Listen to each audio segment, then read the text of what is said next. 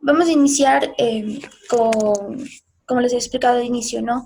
Vamos a hablar un poco más lo que es referente al Ecuador. Entonces, la clase anterior hemos visto un poco de derechos, Estado y los elementos a los que pertenece o a los organismos que pertenece de alguna u otra forma de un Estado democrático. La conformación de un Estado no es tan compleja, tiene componentes muy importantes. Primero, tiene poderes, ¿no es cierto? Que en este caso son los 5 poderes de los que vamos a tratar la clase de hoy.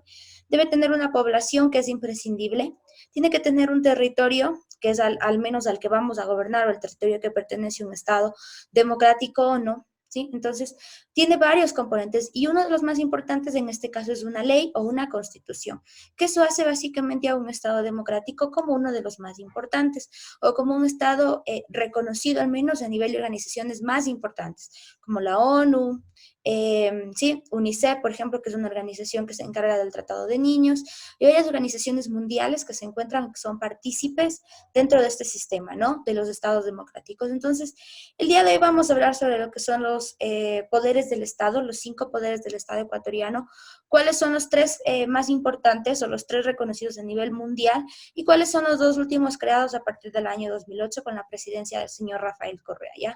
¿Cuáles son las funciones más importantes? ¿Cuál es el organismo más importante dentro de todos estos 5? ¿Qué función cumple cada uno y qué rol mantiene? ¿De acuerdo? Entonces, iniciamos, muchachos.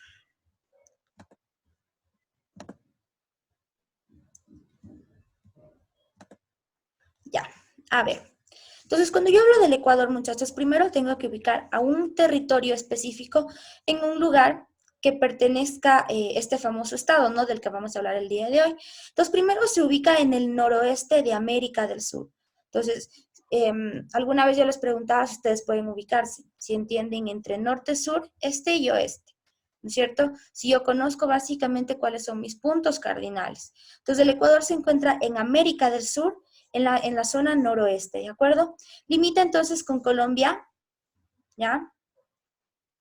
Limita con el Perú y con el Océano Pacífico en este caso. Con Colombia y con Perú al menos cumple 2 roles importantes, ¿no? No tanto solamente en la parte norte, sino que también en una parte del costado. Y una superficie al menos de 256.370 kilómetros cuadrados que tiene el Ecuador, incluidas las Islas Galápagos, ¿de acuerdo? Entonces, el Ecuador tiene zonas geográficas importantes. Región litoral o costa, región interandino sierra y en este caso región oriental o amazónica. Y le sumamos a este entonces la región insular o Galápagos, cada una con una provincia importante que se va a considerar como la capital central de esa región, ¿ya? Igual, cada una de las provincias tiene su capital. Hoy por hoy el Ecuador consta con 24 provincias, 24 capitales. 2 de las provincias últimas creadas recientemente es Santo Domingo de los Áchilas, quien se separa de la Sierra Ecuatoriana de Pichincha para unirse a la costa y declararse provincia independiente. Y en este caso Santa Elena, que igual se separa en este caso de la provincia del Guayas para formar una provincia independiente. Entonces, cuando yo hablo de formar una provincia independiente, o esto se quiera realizar en un cantón y quiere independizarse de una provincia, necesita varias cosas. Dentro de ellas, entonces está, por ejemplo, el hecho de que tenga la necesidad porque el gobierno central, ¿sí? No atiende a esa parroquia, entonces por eso me separo de esta. ¿De acuerdo? O porque a su vez la gente no se siente identificada con esa provincia y busca tener su propia autoidentificación.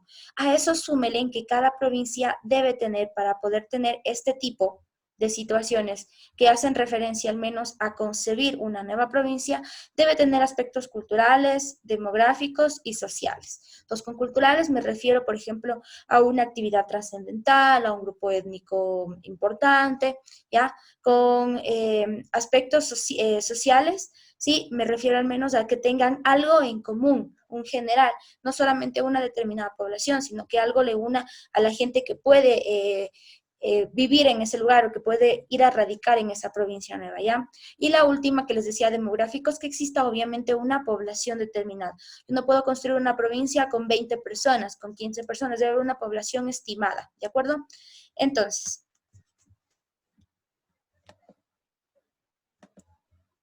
¿Cuáles son los datos básicos de nuestro país? Su nombre oficial es la República del Ecuador. Se la conoce así a partir del año de 1830, cuando esta inicia su etapa republicana, ya con el primer presidente, el señor Juan José Flores, quien dictamina como República del Ecuador, considerando de que nosotros teníamos ya en la época colonial un periodo histórico bastante importante, que tiene que ver sobre todo con el renacimiento en Europa. ¿Sí? Y en este caso en América Latina, les decía que es diferente la línea de tiempo, estamos en un colonialismo bien instaurado. Entonces, en Europa la gente está hablando de renacimiento, de florecimiento, de nuevas teorías del mundo, de nueva ciencia, de nuevas situaciones, mientras que al menos en América Latina nosotros estamos en pleno auge de la colonia. Entonces estamos en los famosos virreinatos, estamos regidos por oidores, corregidores. La colonia está en todo el auge central en América Latina.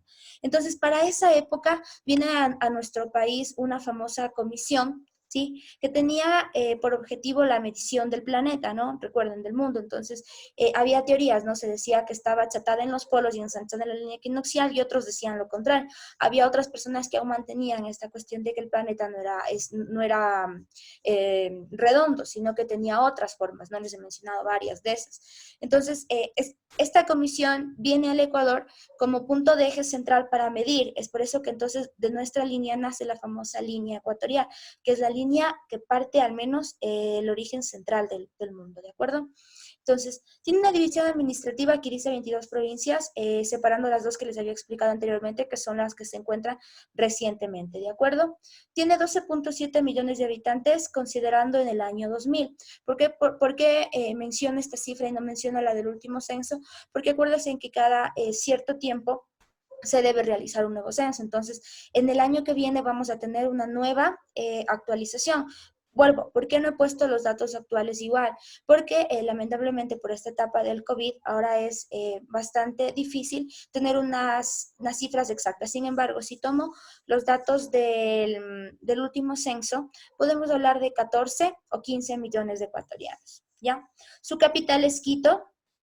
A partir del año de 1996, su capital forma al menos el eje central con la población más extensa.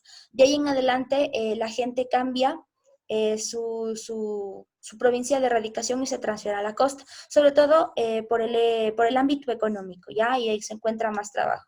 Otras ciudades importantes, entonces tenemos Guayaquil como la capital económica, Cuenca como la capital cultural y Ambato como una de las provincias más importantes dentro del sistema de producción en las provincias de la sierra.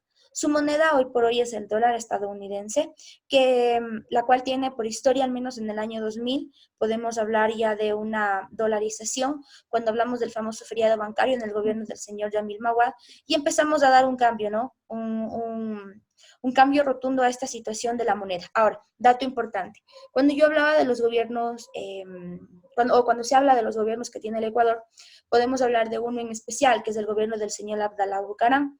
Este señor tiene un gobierno de aproximadamente 6 meses no más. Sin embargo, él ya había predicho, o al menos ya había propuesto, esta cuestión de la dolarización. Sin embargo, en ese tiempo, no asamblea, sino el Congreso, considera esta situación como absurda. No sé quién esté con el micrófono prendido, chicos. Apáguele ya.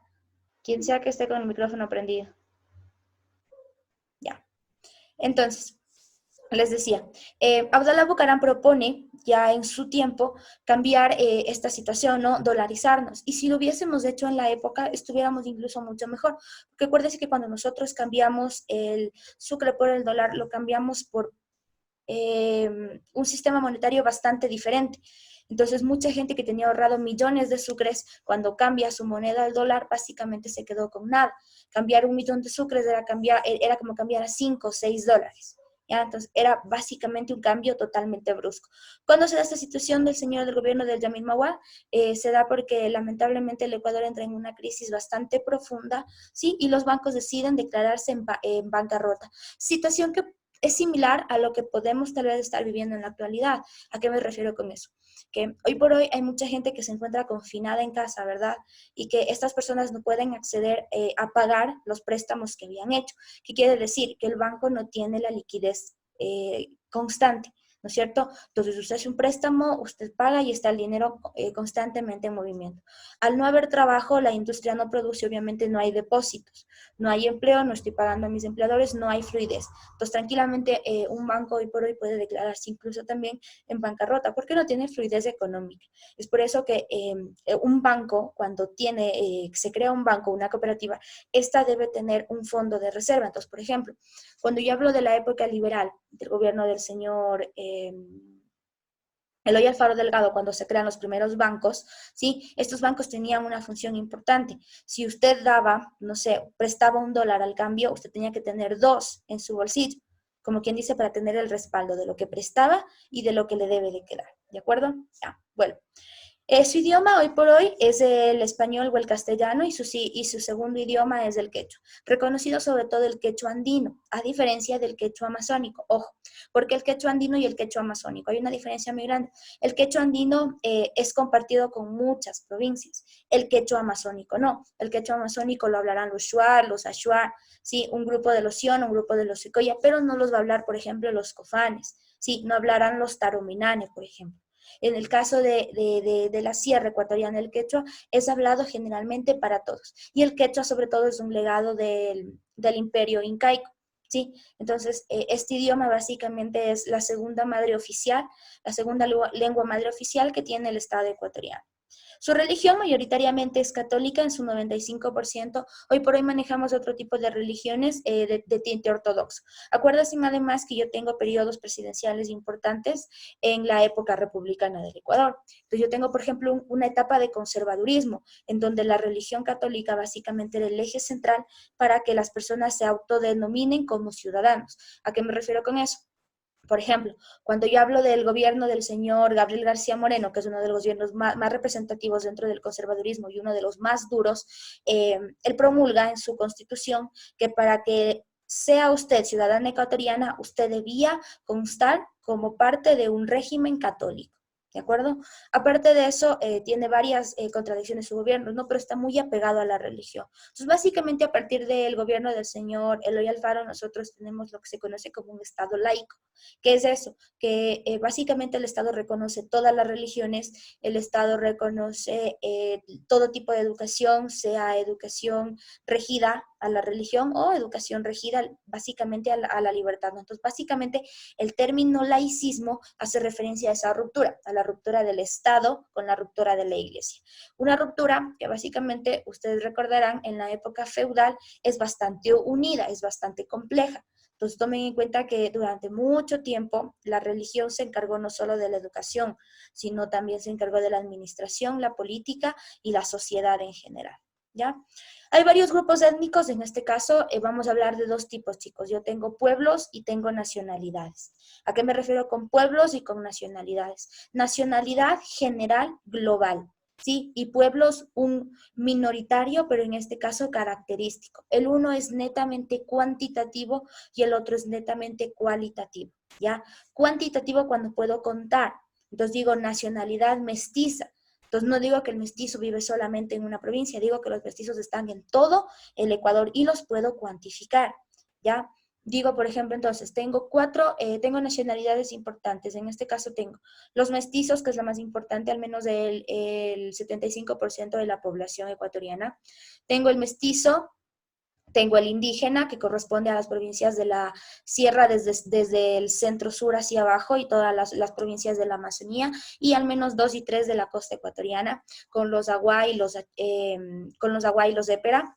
Y en este caso tengo el afroecuatoriano, que es una de las nacionalidades más importantes de nuestro país, ¿sí? Y por último, una de las nacionalidades creadas recientemente, que básicamente son los montubios, perdón. Aparentemente en este nuevo censo que se va a realizar, se está promoviendo la postura de que se pueda identificar también al famoso cholo, ¿de acuerdo? Pero eso todavía está veremos el año que viene cuando se dé este famoso censo. Entonces les decía, no tenemos nacionalidades, 4 importantes: mestiza, indígena, afro y montubio. ¿Sí? Y en este caso tengo otros grupos importantes, los blancos, ¿sí? Que es la gente que no se autodenomina como mestiza ni como ninguno de otros, y en este caso podemos hablar de extranjeros. ¿ya? ¿Cuál es la fiesta nacional más importante para nosotros? Desde el 10 de agosto de 1809, cuando hablamos de un posible primer grito de independencia, ¿sí? O un grito de independencia aparentemente, y es básicamente una de las fiestas más importantes para nuestro país, porque a partir de esta fecha a nosotros nos reconocen, ¿sí? En Valparaíso como Quito Luz de América, o como el Ecuador Luz de América, sobre todo Quito, porque en Quito se da la famosa revuelta, entonces Quito Luz de América, ¿ya? Eso es lo más importante en este caso. Entonces, cuando yo hablo de la organización administrativa del Ecuador, hablo de que hoy por hoy el Estado ecuatoriano maneja 5 poderes importantes. ¿A qué me refiero con eso? A que el actual Ecuador está conformado por 5 poderes, ¿no? 3 de ellos ya existían anteriormente, y hablo del Ejecutivo, el Legislativo y el Judicial, y se crean 2 importantes, el electoral y el de transparencia y control social. Ya, cuando yo hablo del poder electoral, no hablo de un poder creado recientemente, sino que básicamente este organismo que se encargaba de las elecciones electorales en toda la etapa que ha tenido el Ecuador, era un organismo independiente, ¿sí? No estaba regido dentro de un poder estatal. Mientras que el último poder, el de participación, control y participación social, estoy hablando netamente en cambio de un Estado que está regido en este caso básicamente por una presidencia, ¿sí? Eh, ¿A qué hablo con eso? A que el gobierno de Rafael Correa, cuando empieza a implementar esta situación del socialismo del siglo XXI, manifiesta de que debe haber un organismo importante que se encuentre regido, en este caso, o que básicamente se encargue de fiscomisionar o al menos de fiscalizar a todas las otras entidades, ¿ya? Entonces no es que él decía, no, mencionaba, no es que porque era el presidente no debía ser, en este caso, analizado lo que él tenía, lo que hacía, o debía al menos, debe tener algún tipo de fiscalización, ¿de acuerdo? Entonces vamos a hablar del primer poder. En este caso, el primer poder es básicamente el poder ejecutivo. Sí, el poder ejecutivo está regido en este caso en el Palacio de Carondelet. No es básicamente la función más importante. ¿A qué me refiero con ello? A que no estoy yo hablando de que es el poder central, el poder más importante dentro de un país, sino que al contrario, el poder que tiene el poder ejecutivo básicamente o netamente es el de dar la cara al mundo, ¿sí? Es como que yo les mencionaba, no sé si en algún curso les decía, es como básicamente usted elige una directiva, una comitiva en su curso, elige un presidente de curso, y cuando hay una reunión con el rector, no es que le llaman a todo el curso, no, llaman a una sola persona, ¿sí? Entonces, básicamente el Poder Ejecutivo cumple algo así como esa función. Entonces, es la cara al mundo, es las decisiones que toma una persona y que va a regir básicamente a todo el mundo. Entonces, pongo en contexto nuevamente lo que les decía con esta situación de los estudiantes, ¿no? De un curso. Entonces, por ejemplo, va esta persona a la reunión y el consejo estudiantil le dice, ¿sabe qué? Pida a todos sus compañeros $1 porque mañana vamos a comer pizza todos, se me ocurre, por ejemplo. ¿Ya? Entonces usted viene, llega al curso, chicos, mañana hay que dar $1 porque vamos a comer pizza. Pero ¿qué pasa si alguien que se encuentra ahí no le, no le llama la atención o no quiere al menos, ¿de acuerdo? Entonces, a eso me refiero con el ente de que es una persona la que rige y gobierna. Entonces, el Poder Ejecutivo básicamente está dentro de los artículos 141 y 166 de la Constitución ecuatoriana, ¿sí? En donde básicamente habla de la organización, el poder y lo que tiene que hacer en esta gestión importante, ¿de acuerdo? Entonces, en todos los estados democráticos, el Poder Ejecutivo está considerado como el administrador y el ejecutor de la voluntad popular. ¿Qué quiere decir? Que entonces cuando usted se queje de un presidente, primero autoevalúese usted y pregúntese si usted votó por esa persona. Si usted votó por esa persona, usted debió haber sabido cuál era su postura ideológica política. Si era de derecha, yo les decía que la derecha era de los ricos, o si era de izquierda, que era básicamente del proletariado, ¿no es cierto? Si era conservador, si era liberal, cuál era su postura. Entonces, ¿cómo va a regir un país una persona si usted no conoce cuál es su postura política? ¿Qué piensa que va a hacer? Más no lo que le propone que va a hacer. Es diferente. Entonces, por ejemplo, en este caso podemos hablar de un tema importante que es el del señor Lazo, por ejemplo. El señor Lazo les propone eliminarles la prueba del ser bachiller. Básicamente es muy utópico que lo haga. ¿sí? Entonces, hay mucha gente que se deja llevar por las propuestas que llaman la atención, pero no por propuestas que puedan ser viables de realizar, ¿ya? Entonces, este poder ejecutivo, chicos, está representado en este caso por dos entes importantes, la presidencia y la vicepresidencia del Ecuador. Y con la vicepresidencia, entonces, tengo las empleadas. Acuérdense que con el presidente o el expresidente Rafael Correa Delgado, nosotros tenemos la creación de varias organizaciones, de varios ministerios y de varias secretarías. En este caso, él organiza muchas de ellas y las unifica como las famosas empleadas, ¿sí? Y las mete dentro de la función ejecutiva. Entonces, dentro de esta función ejecutiva, el presidente tiene dos funciones importantes. Primero, en el artículo 141 se manifiesta de que este es el responsable de la administración pública de un Estado, que todo lo que pase en su gobierno o en su proceso será recaído o recaerá sobre el presidente de la República de la época de la que estamos refiriendo o cualquiera que sea, ¿de acuerdo? Mientras que en el artículo 144, Rafael Correa, además en la última Constitución del 2008, manifiesta de que serán 4 años en funciones y que solamente será reelecto una sola vez. ¿A qué se refería con eso? Sobre todo al hecho de que hay muchas personas que han pasado por los gobiernos y que tienen varias funciones. Entonces decía que había que dar prioridad a los más jóvenes, ¿de acuerdo? Para que ingresen a estas funciones importantes. Entonces hablamos de 4 años.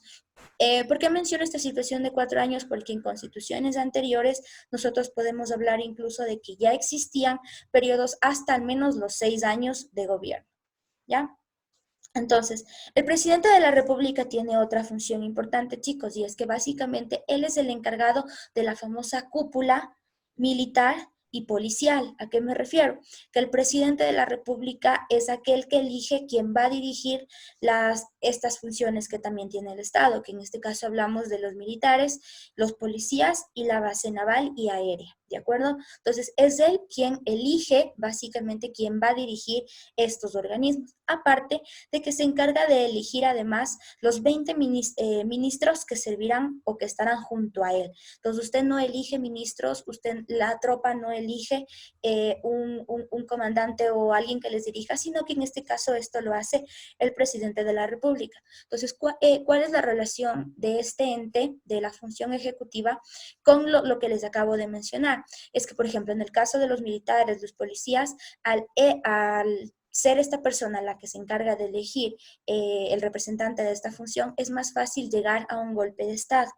¿A qué me refiero? Que si es que tiene contento entonces a toda la cúpula más importante, esta se va a aliar básicamente al gobierno y va a atacar contra el pueblo ecuatoriano, que es básicamente lo que pasó recientemente, ¿no? En el paro que se dio en el último momento.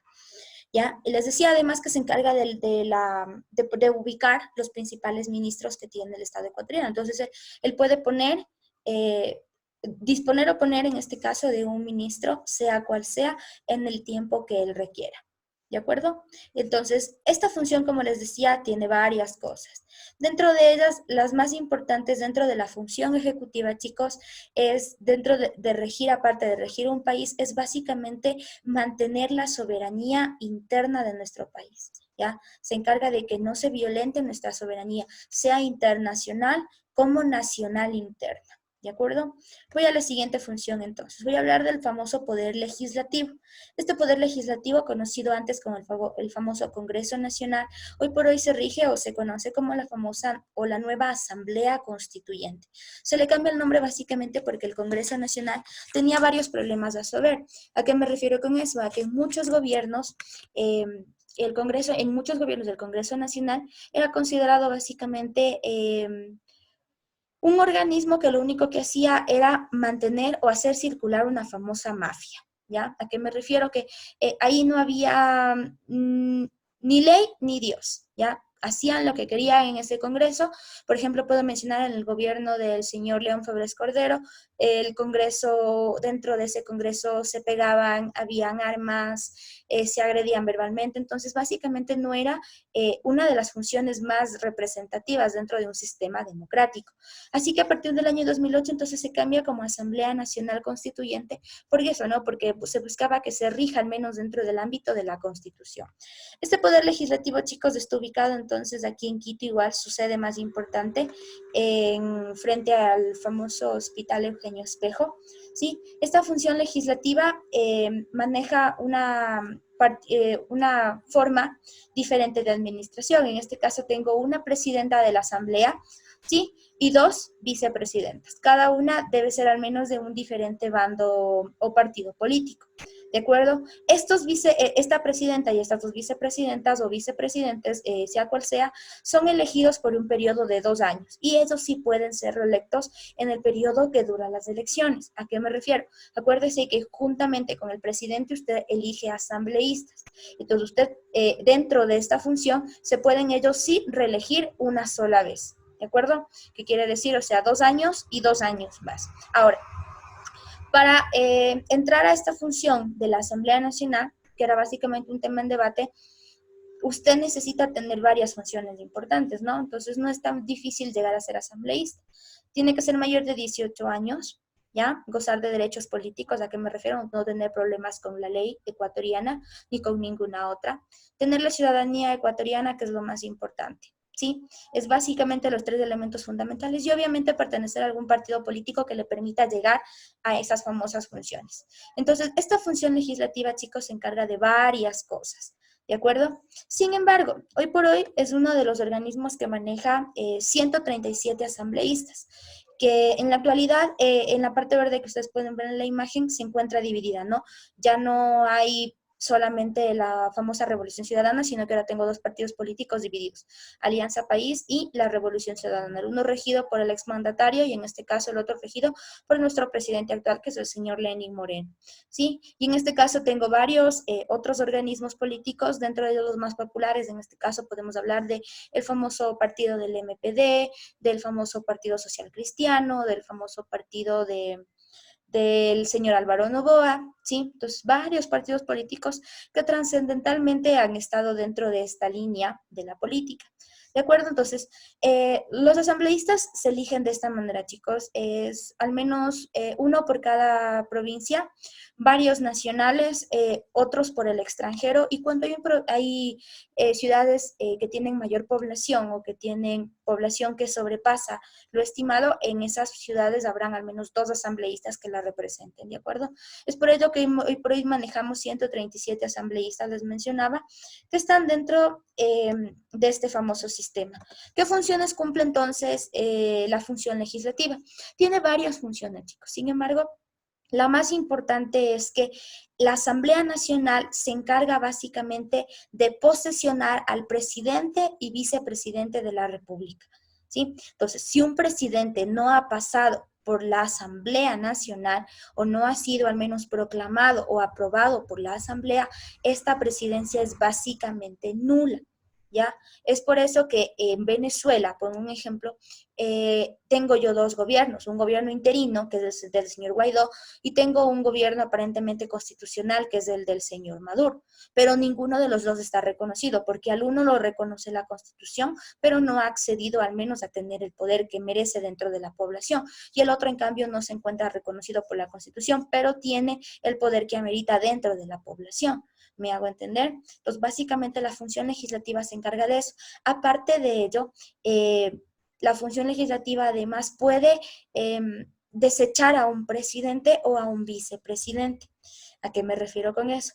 A que si la asamblea considera de que esta persona no está cuerda, no está bien de salud o no está haciendo bien las cosas, puede tranquilamente declarar incapaz a este presidente y eliminarlo. Es lo que básicamente ha pasado en muchos gobiernos ecuatorianos, ¿de acuerdo? Por ejemplo, la presidencia más sonada es la presidencia del señor Abdalá Bucaram, cuando el Congreso Nacional lo declara básicamente a él incapaz mentalmente, pensaban que el señor estaba loco por varias situaciones, ¿no? Aparte que el señor decía que veía fantasmas, además en Carondelet, entonces el señor lo hacía público, entonces básicamente él estaba totalmente loco, o al menos eso pensaba la Asamblea, perdón, el Congreso Nacional. Lo declaran incapaz, eliminan su gobierno, ¿sí? Y en este caso bueno, pasa algo que básicamente no está bien visto dentro de la historia ecuatoriana, y es que acuérdense en que cuando no está el presidente debe asumir en este caso la presidencia la vicepresidenta, en este caso era la señora Rosalía Flores. Perdón, Rosalía Arteaga. Rosalía Arteaga sube a la vicepresidencia, sin embargo, el Congreso no consideraba que ella tampoco estaba totalmente capaz y también rechazan su vicepresidencia a la presidencia y en este caso ellos ponen un nuevo presidente. ¿Ya? Entonces, básicamente, les decía, declara incapacidad física o mental, en este caso, al presidente o presidenta de la República del Ecuador, dentro de la Constitución ecuatoriana. Y además, que cuando declara esta situación, la Asamblea se encarga de elegir la vicepresidenta o vicepresidente nuevo. ¿De acuerdo? No es que yo elijo un vicepresidente o volvemos a elecciones, no, sino que se elige uno momentáneo hasta que se pueda llevar a cabo un nuevo proceso electoral. ¿Sí? Además de que la Asamblea Nacional es la encargada de conocer los informes más importantes, el plan de gobierno y cómo se están manejando los recursos de nuestro país, cómo vamos a hacer un plan de gobierno, cuánto disponemos, cuánto tenemos, y la Asamblea se encarga, ¿no?, de ejercer. Entonces, si hablamos un poquito de noticias actuales, podemos decir que la Asamblea Nacional hoy por hoy tiene un proyecto de ley importante que tiene que ver no solamente con las nuevas reformas económicas que ha hecho ya el gobierno ecuatoriano, sino con reformas laborales, reformas sociales, varias cosas. Entonces, no es que por ser el presidente de la República o porque ejerce la función ejecutiva, todas las leyes deben ser elaboradas o pueden ser en este caso aprobadas. ¿Ya? Entonces no es que porque es el presidente, él dice mañana se hace esto y se hace, no. Toda ley debe pasar siempre a la función legislativa. La función legislativa es la función que aprueba las leyes. Esa es la función más importante, aprobar o derogar leyes. ¿De acuerdo? Ya. Paso, chicos, entonces a la siguiente función, que básicamente es el Poder Judicial. Este Poder Judicial, entonces, se encuentra regido básicamente en un plan estratégico dentro del periodo del 2013 al 2019, que quiere decir que básicamente este también era un poder anexado al Estado ecuatoriano, pero de alguna otra forma gozaba de autonomía, ¿sí? Entonces, este Poder Judicial tenía dos funciones importantes hasta antes de estas dos épocas que les acabo de mencionar. Entonces, a partir del año 2012 hacia atrás, se encontraba regida en dos funciones importantes. La primera para ámbitos políticos y la otra para ámbitos netamente civiles, ¿de acuerdo? Entonces, esta función judicial netamente se encarga, o básicamente el poder central o la función más importante de este poder es la de hacer gozar y velar por los deberes y derechos ciudadanos. ¿Qué quiere decir? Que usted tenga todos los deberes y derechos no sean vulnerados, sean básicamente respetados, usted tenga los deberes y derechos constitucionales ecuatorianos, así como también universales dentro de lo que tiene que ver con los famosos derechos humanos. ¿Sí? Hoy por hoy la función judicial se compone de organismos jurisdiccionales, ¿sí?, organismos auxiliares y organismos autónomos. ¿Qué quiere decir? Que cada una de ellas cumple una función determinada. Entonces, dentro de esta situación, por ejemplo, yo tengo elementos como uno que se creó recientemente, que es el famoso sistema de... se me fue, déjenme acordar. Cuando usted puede... Cuando usted puede con una persona llegar a un acuerdo, no necesariamente legal, ¿sí?, sino que usted básicamente llega a un acuerdo que está regido entre dos partes, pero que tiene la misma función, o sea, se evita menos trámites y en este caso tiene la misma función, ¿ya? Si ya recuerdo, les menciono. Entonces, esta función judicial, chicos, tiene varios elementos, ¿sí? Hablamos de una defensoría pública, de las notarías, del Consejo de la Judicatura, que en este caso se encarga de la vigilancia y del control del gobierno, y en este caso la Corte Nacional de Justicia, que está dentro de las provincias, de los cantones y de los tribunales. ¿De acuerdo? Entonces, creo que está claro, ¿no?, la función más importante, que es básicamente los deberes, derechos y obligaciones de los ciudadanos de hacerla respetar y velar dentro de un Estado nacional, en este caso el Estado ecuatoriano. Vamos al cuarto poder entonces. Cuando yo hablo del cuarto poder o del famoso poder electoral, estoy mencionando de que este poder tiene una función importante, ¿sí? Y es que básicamente el poder electoral es el poder más importante que tiene el Estado ecuatoriano. ¿A qué me refiero? A que si este poder electoral no existiría ni asambleas ni presidentes. ¿ya? Porque es usted entonces el que se encarga de regir de que exista estos partidos políticos, porque básicamente usted es la persona que se encarga del voto, de la elección del voto. ¿De acuerdo? Esta función electoral se une o se unifica a los poderes del Estado a partir del año 2008, entonces se la unifica dentro de, ya que existía o se existía esta como un organismo independiente, entonces esta función garantiza los derechos políticos a través del sufragio. ¿A qué me refiero con eso? A que si no existiera una población determinada, entonces yo no puedo hablar netamente de, no me permite netamente en este caso, como les decía, de obtener los otros organismos que había mencionado. Entonces, esta función, ¿sí? Este cuarto poder tiene dos elementos importantes, chicos, ¿ya? Tiene el Consejo Nacional Electoral y el famoso Tribunal Contencioso Electoral. El Consejo Nacional Electoral ha existido siempre, lo que se crea en el año 2008 es básicamente el Tribunal Contencioso Electoral. Este Tribunal Contencioso Electoral, entonces, tienen funciones diferentes, ¿no? En la primera, vamos a hablar de que cada uno maneja 5 miembros importantes. Ellos están electos por un periodo de 6 años, ¿sí? Y pueden ser renovados parcialmente cada 3 años, cada una de sus autoridades. ¿De acuerdo? ¿Quién se encarga de elegir a estas personas? Básicamente lo hace la Asamblea Nacional, ¿sí? Ellos son los que les postulan a ellos mediante procesos de pruebas, ¿sí? O de meritocracia para que ingresen a este famoso proceso. Y entonces decía que estas dos funciones tienen varias características. El Tribunal Contencioso Electoral y el Consejo Nacional Electoral, ¿sí? El uno se encarga, chicos, básicamente de convocar elecciones, que es básicamente el primero. Y el segundo, en el segundo usted puede hacer los famosos reclamos de los procesos que se han hecho durante las elecciones realizadas, ¿ya? Entonces, creo que estamos claros con el hecho de que la función electoral es la función más importante, ¿ya?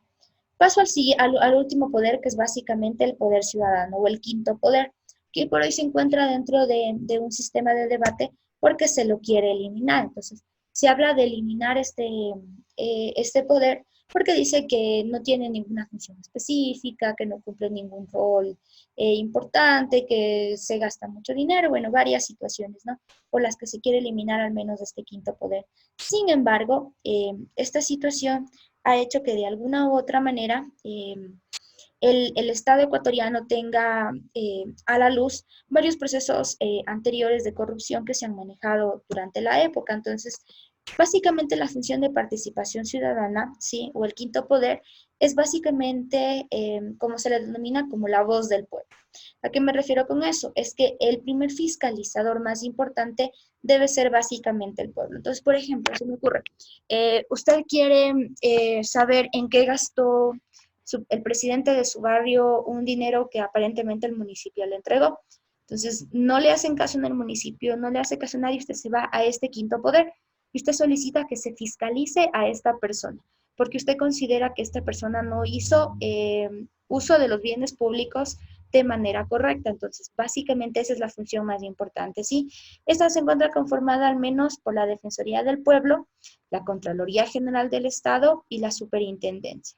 Sí, estas personas que ingresan dentro de este quinto poder tienen una función o ejercerán esta función durante 5 años, ¿ya? ¿Qué quiere decir? Que ellos entrarán a estas funciones en un periodo de 5 años. Ahora, ¿cuál es la diferencia entre todos los poderes anteriores mencionados y este básicamente? Que en el quinto poder, para usted ingresar, usted necesita varios elementos. La primera, que es la más importante, en este caso podemos hablar de que la persona que ingresa a este quinto poder debe tener al menos una maestría o un PhD, ¿sí? Esta maestría o este PhD tiene que estar regido en poder judicial, me hago entender en forma más clara, en este caso debe ser abogado, ¿sí? Aparte de ello, debe tener esta persona años comprobados de haber sido catedrático, de haber ejercido la función de abogado dentro del sistema ecuatoriano, y a eso súmele los elementos anteriores, ¿no? Que debe ser ciudadano ecuatoriano, mayor de 18 años, y que básicamente esta persona goce de derechos políticos. Pero solo en esta función es en donde se exige o se pide de alguna otra forma un título de tercer nivel. Ya. Dentro de la función de participación ciudadana, chicos, entonces tenemos que las funciones más importantes son primero la lucha contra la corrupción. ¿Qué quiero decir con eso? Que se encargan los procesos de veeduría dentro de la gestión pública, lo que les mencionaba recientemente, ¿no? Del ejemplo del presidente de su barrio. Entonces usted puede tranquilamente luchar contra que esa persona no haga de estos fondos públicos un gasto personal. Voy a la siguiente función, que básicamente es promover los mecanismos de rendición de cuentas. ¿A qué me refiero con eso? A que los gobiernos, tanto estatales como parroquiales como cantonales, puedan rendir cuentas al Estado ecuatoriano de en qué se ha invertido el dinero que el Estado invierte. Entonces, acuérdese que cuando yo hablo de lo que el Estado invierte para todo el país, estoy hablando del famoso PIB, del Producto Interno Bruto. Entonces, de todo lo que me ingresa a mi Estado ecuatoriano, yo lo divido para mi población. ¿Cuánta población tiene esta ciudad? Pues le toca tal cantidad de dinero. Entonces, básicamente el quinto poder se encarga de promover los mecanismos más importantes. Y por otro lado, puedo hablar yo de designar al fiscal del Estado como el miembro nacional más importante, ¿sí? Entonces, no es que al,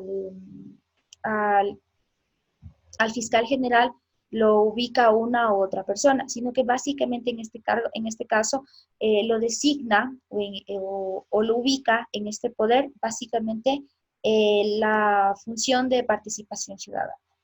Ya.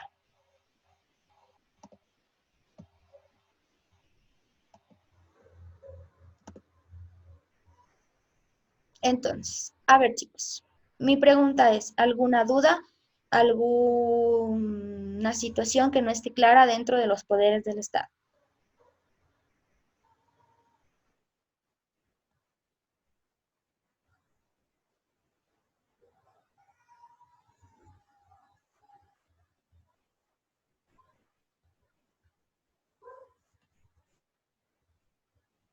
Cuando yo hablo, entonces les mencionaba, ¿no? De estos pueblos o las nacionalidades que tiene nuestro territorio, yo les hago mención dentro de un mapa importante que tiene que ver con la distribución de los grupos indígenas que tiene nuestro territorio.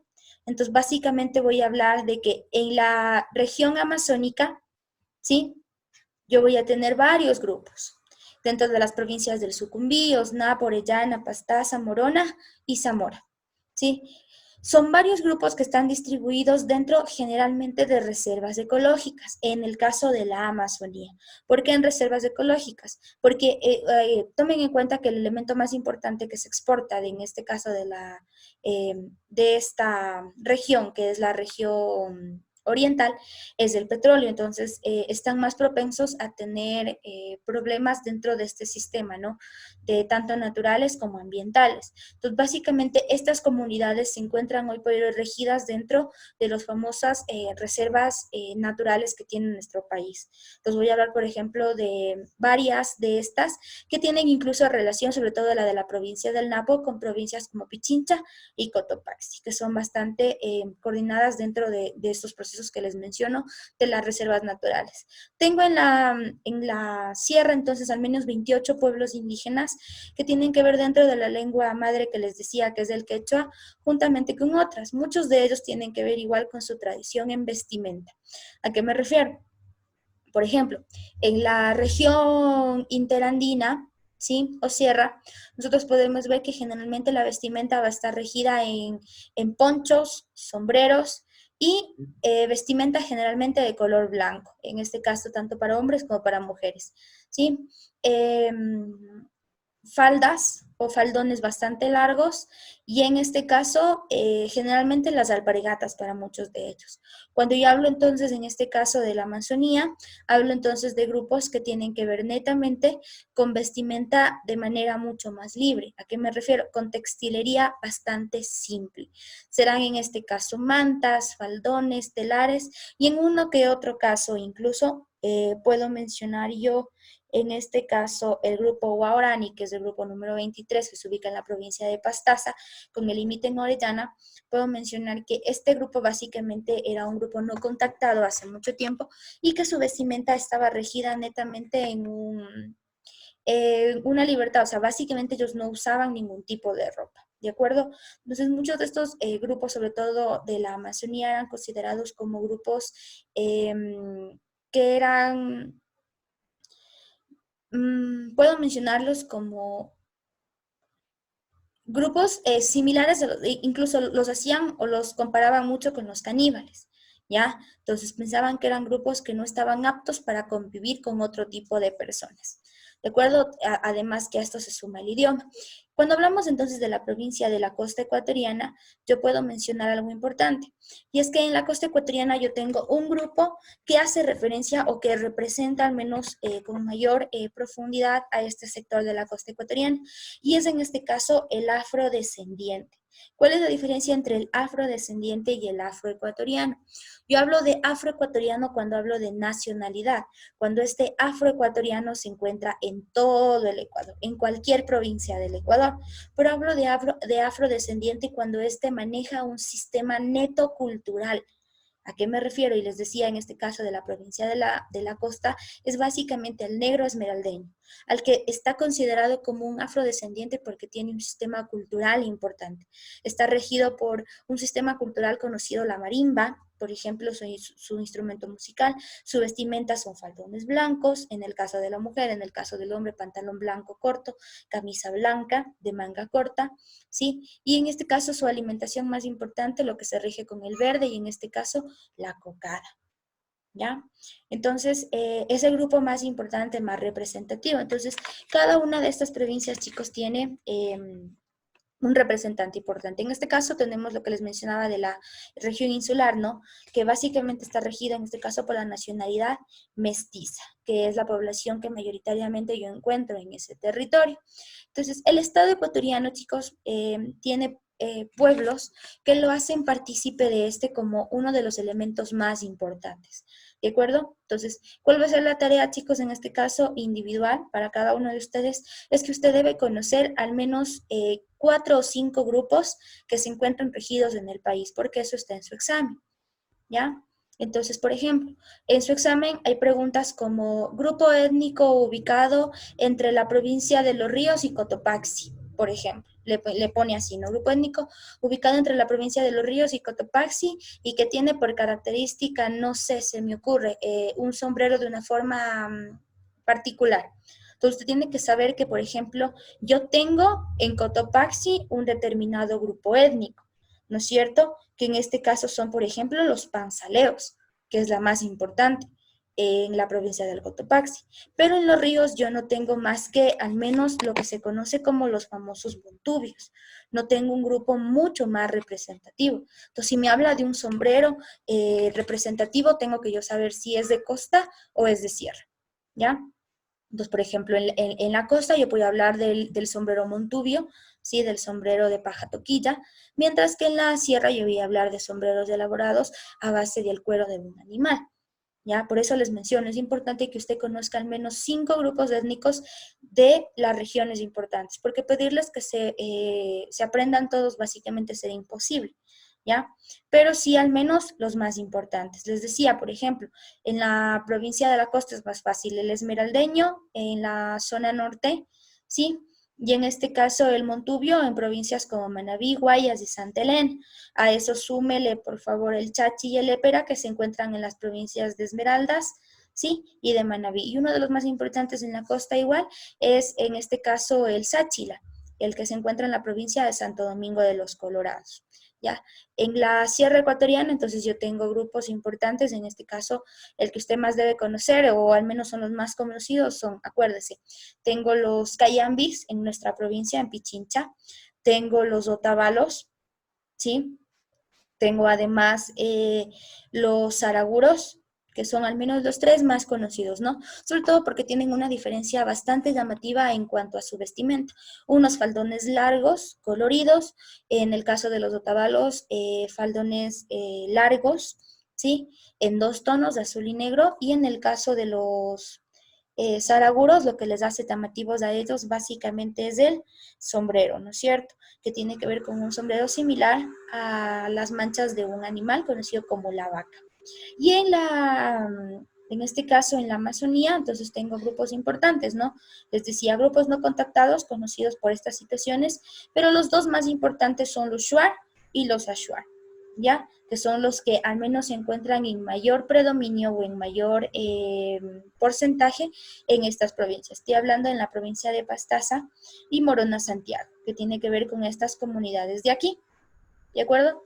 Ya. Entonces, cuando yo hablo, por ejemplo, del Shuar y el Ashuar, hablo de dos grupos étnicos bastante diferentes. Uno de ellos se encarga de la reducción de las cabezas, ¿no? Las famosas sansas, y otro de ellos, en cambio, es netamente solo un grupo guerrero. Uno de ellos practica la famosa bebida de la chicha de jora, la chicha de yuca masticada, mientras que otro de ellos, en cambio, hace el agua de guayusa. Sí, son varias características que mantienen. Entonces, igual yo les voy a mandar unas fichas para que ustedes puedan trabajar. No son muy complejas, lo único que les voy a pedir es que ubiquen el nombre del grupo étnico que les hace mención, y a esto entonces usted le va a sumar la ubicación y una característica importante. La ficha no es muy compleja, es básicamente para que les sirva para estudiar. Les vuelvo a mencionar, chicos, eso se encuentra en su examen, entonces sí es importante que la tengan en cuenta.